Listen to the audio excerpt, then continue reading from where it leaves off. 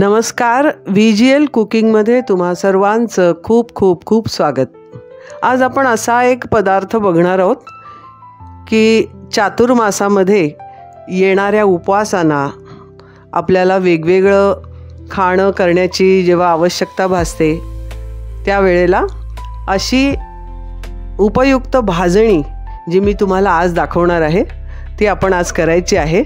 या भाजणीतून आपण घावणं करू शकतो, थालीपीठं लावू शकतो, वडे करू शकतो आणि वेळप्रसंगी ढोकळासुद्धा त्याचा बनवू शकतो। तर अशी ही उपयुक्त भाजणी जी उपाशी पोटी आपल्याला काही पदार्थ घेऊन खायची असते उपवासाच्या निमित्ताने, तर ती आपल्या पोटाची निगा राखते, काळजी घेते।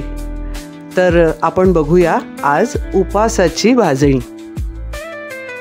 वरी, राजगिरा, साबुदाणा आणि जिरे यापासून बनणारी उपासाची भाजणी।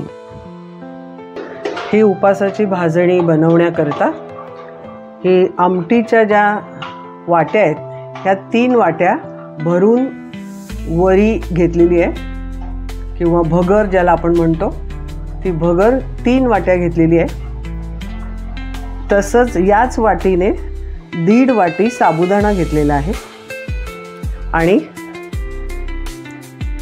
याच वाटीने पाऊण वाटी आणि थोडासा वरती पाऊण वाटीच्या थोडासा वरती सरस असा राजगिरा घेतलेला आहे आणि हे 2 चमचे जिरं घेतलेलं आहे। आता हे आपण एका कढईमध्ये भाजून घ्यायचं आहे। भाजून म्हणजे एकदम लालसर वगैरे नाही करायचं, पण थोडं गरम करून घ्यायचं आहे हे सगळे जिन्नस। ही वरी सुमारे 2 ते 3 मिनिटं आपण भाजलेली आहे। ही थोडी हलकी होऊन थोडी पांढरट अशी दिसायला लागते। आता साबुदाणा आपण भाजायचा आहे।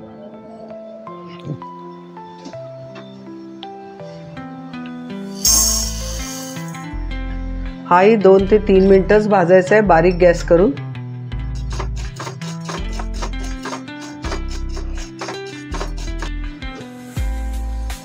हा साबुदाणाही आपला भाजून झाला आहे।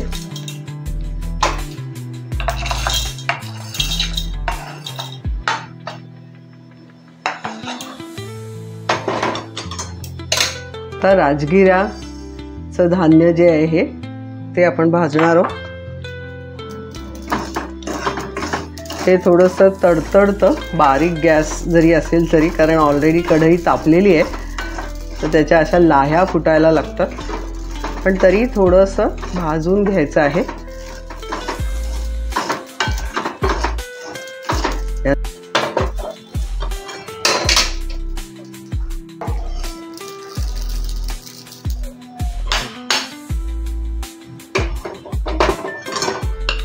हे जिरं जे आहे ते आपण ह्या तापलेल्या कढईवरच टाकणार आहोत, त्याला वेगळं भाजायची गरज नाही।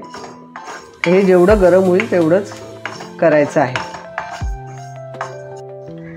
हे राजगिरा झाल्यानंतर आता आपण जिरं गरम केले हे ओतूया आणि सगळं मिक्स करूया।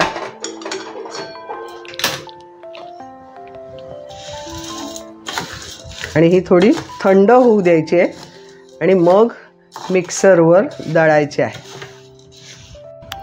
ही उपासाची भाजणी आपली तयार झालेली आहे। मिक्सरवर घरच्या घरी दळून अशी भाजणी छानपैकी करता येते।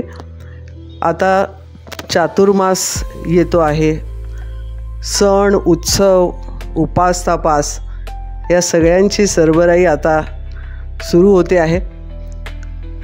या निमित्ताने ही उपवासाची भाजणी आज केलेली आहे। तुम्ही सर्वांनी नक्की करून बघा। हा व्हिडिओ तुम्हाला आवडला असेल तर लाईक करा, शेअर करा आणि हो, सबस्क्राईब केलं आहे का?